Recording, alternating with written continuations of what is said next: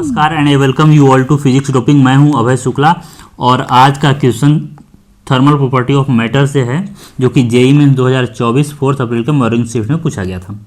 यह problem basically thermometry पे है, जिसमें हम लोग कन्वर्जन ऑफ स्केल पढ़ेंगे। कन्वर्जन ऑफ स्केल और यानी बोलो कि थर्मोमीटर।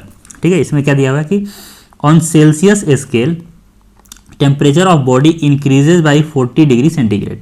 तो increase in temperature on Fahrenheit scale बताना है अपने को। तो देखो पहले इसका थोड़ा सा कॉन्सेप्ट पढ़ लेते हैं। देखो स्केल को हम लोग डिजाइन कर सकते हैं, और किसी भी स्केल को डिजाइन करने से पहले कुछ बातें जाननी चाहिए। तो हम लोग सभी स्केल में एक अपर और एक लोअर फिक्स पॉइंट डिफाइन करते हैं। जैसे मान लो एक स्केल यह है, दूसरा स्केल यह है, ठीक है, तीसरा स्केल यह है, ठीक है। तो हम हर एक स्केल का अपर और लोअर एंड जो है वह फिक्स करते हैं, और इसे हम लोग बोलते हैं, इसे बोलेंगे लोअर फिक्स्ड पॉइंट, और इसे बोलेंगे अपर फिक्स्ड पॉइंट। अगर डिग्री सेंटीग्रेड में बात करें, डिग्री सेंटीग्रेड स्केल में बात करें, तो अपर फिक्स पॉइंट होता है 100 और लोअर फिक्स पॉइंट होता है 0।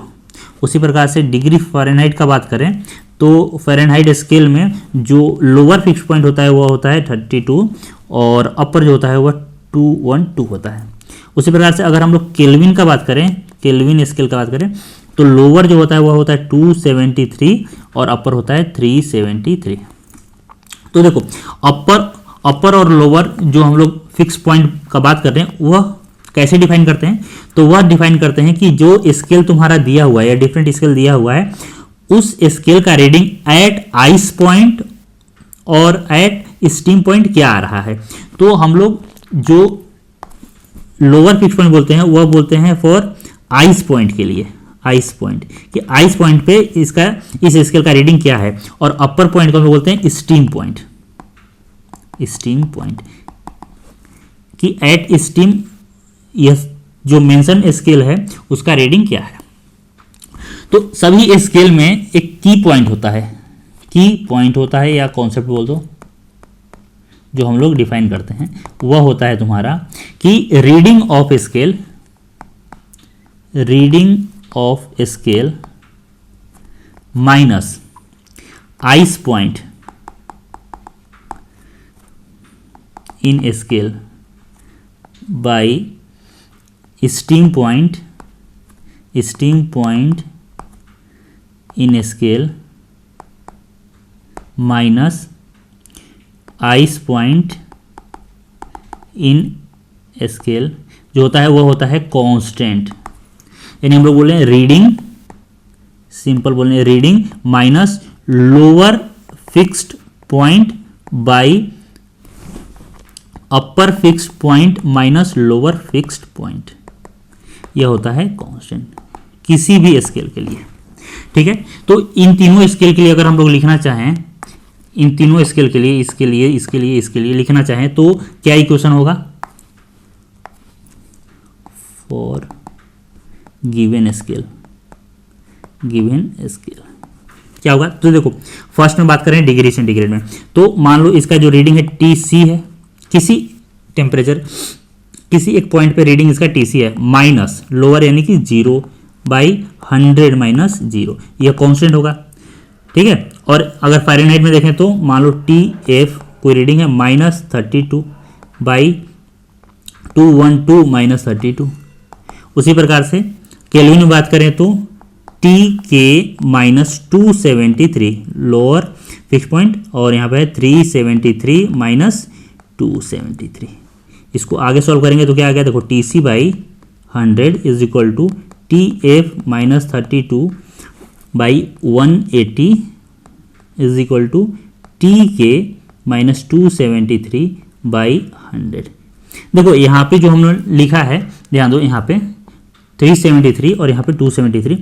अगर इसका एग्जैक्ट वैल्यू मैं बताऊं तो आता है 373.15 और इसका वैल्यू अगर बताएं तो 273.15 आता है, लेकिन हम लोग 0.15 को अभी इग्नोर कर रहे हैं। तो ये आ गया रिलेशन।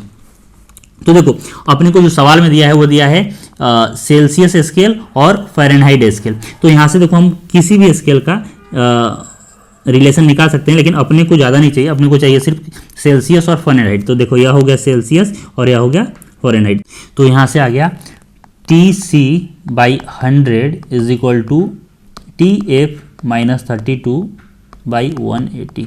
तो यहाँ से आ गया TC is equal to TF-32 into 100/180। यहाँ से आ गया या 5 और या 9 आ गया।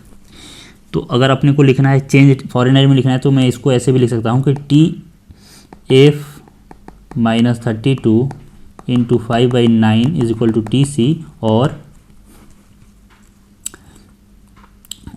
TF is equal to 9/5 TC plus 32।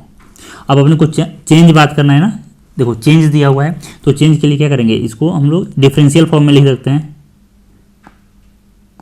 Differential form